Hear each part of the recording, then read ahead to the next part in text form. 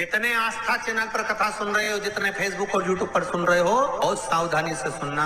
तो जिनकी यहाँ संपदा की कमी होती है, वैभव की कमी होती है, लक्ष्मी की कमी होती है, प्रतिष्ठा की कमी होती है, धन की कमी होती है, श्राद्ध पक्ष चल रहा है। रविवार अगर शंकर को जल चढ़ाया जाए, महाराज बच्चे पढ़ने में प्रखर होते हैं महाराज। आपको कभी कभी लगे कि मेरे ऊपर पितृ दोष लगा हुआ है, या पितरों का श्राप लगा हुआ है, या हमारे यहाँ पर लोग अधोगति में ज्यादा मर जाते हैं, तो निवेदन है, श्राद्ध पक्ष चल रहा है, प्रयास करिएगा। एक चावल की कटोरी में, कटोरी के अंदर थोड़ा सा चावल रख लीजिए कच्चा, उस चावल की कटोरी में एक बेलपत्र, थोड़ी सी दुर्वा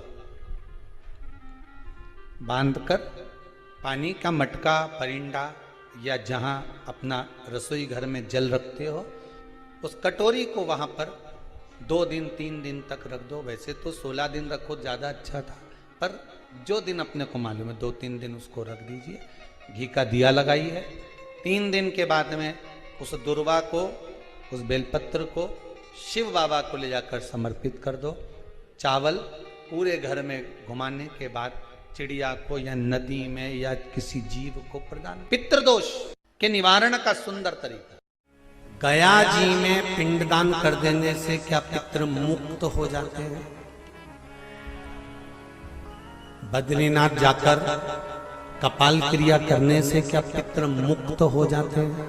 गया जी जाना तो वहां के पंडा जी से पूछना, हम यहाँ पिंडदान कर देंगे तो क्या वो मुक्त हो गए? पंडा जी कहेंगे, आप अपने पूर्वजों को गया का पिंड देकर, उनका पिंडदान कर कर आप उनको भगवान विष्णु के चरणारविंद में छोड़ गए। पर आप घर जाना तो घर पर जब जब श्राद्ध पक्ष आए तब ब्राह्मण को भोजन जरूर करना। भले तुम भूख मत देना, कौवे का मत निकालना, पर एक काम जरूर करना कि ब्राह्मण भोज कराना। उससे क्या होगा? 16 श्राद्ध में जब हमारे पितरों को, हमारे पूर्वजों को पितृलोक से छोड़ा जाता है, तो वो सबसे पहले जिस घर में रहे होते हैं, जहां उनका पिंड घर में दिया होता है, जहां रहे होते हैं, सबसे पहले वहां। और अगर तुमने उनकी तिथि पर, उनके वार पर अगर आपने भोजन करा दिया है, तो उनकी मुक्तता नहीं, उनकी शांति हो जाती है। सृष्टि की रचना करी, पितर भी बनाए, पितरों का स्थान ब्रह्मा जी बनाना भूल गए थे। ब्रह्मा जी बैठे थे और पीठ से पितरों का निर्माण कर दिया। शंकर जी ने आकर पूछा, ब्रह्मा जी क्या कर रहे हो? ब्रह्मा जी बोले, मैंने किन्नर बनाए, नाग बनाए, गंधर्व बनाए, सब कुछ बनाए, इन पितरों का स्थान कहाँ बनाऊं? तब शंकर भगवान ने कहा, जिस कैलाश पर्वत पर मैं बैठता हूं और मेरे मस्तक पर जो चंद्रमा विराजमान होता है, उस चंद्र का चंद्रलोक मेरा ही लोक है। उस चंद्रलोक के ऊपर पितरों का स्थान बना दो। ब्रह्मा जी ने कहा, यदि मैं पितरों का स्थान चंद्रलोक के ऊपर बनाऊंगा तो आपको कष्ट होगा भोलेनाथ, आपको कष्ट होगा। शंकर भगवान कहते हैं, सुनो ब्रह्मदेव,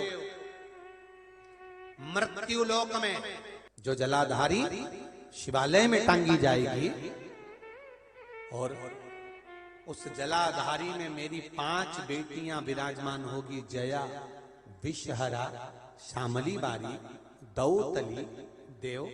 उस जलाधारी में मेरी 5 बेटियां रहेंगी, पर जो संसार का मनुष्य उस जलाधारी में जल डालेगा, वो जल मेरे माध्यम से पितृलोक में पहुंच जाएगा। उस जलाधारी के जल की महत्वता। एक कौन सी सब्जी होती है जो पितृपक्ष में ब्राह्मण को भोजन कराते समय नहीं बनाई जाती? एक तो कुमड़ा, दूसरा पत्ता गोभी। बंद गोभी जो होती है ना, पत्ता पत्ता वाली, उसकी भी सब्जी पितरों के ब्राह्मण अगर भोजन करता है तो उसमें नहीं बनाई जाती। एक कुमड़ा, ये जो पेठा बनता है ना कुमड़ा का, ये भी श्राद्ध पक्ष में नहीं खिलाया जाता। श्राद्ध पक्ष में उसको भोजन में नहीं दिया जाता, ब्राह्मण के भोजन। महाराज ब्राह्मण के भोजन में श्राद्ध पक्ष में सबसे ज्यादा जरूरी है दूध की खीर, दूसरा तुरई या गिलकी का भोजन, या तो सब्जी बनाओ या भजिया बनाओ, कुछ भी बनाओ। तीसरा मांस की दाल का भोजन, उड़द की दाल का भोजन। उड़द की दाल का या तो दही बड़ा बना लो, इमरती बना लो, या फिर बड़ा बना लो, या पकोड़ा बना लो, पर उसका भोजन होना जरूरी है।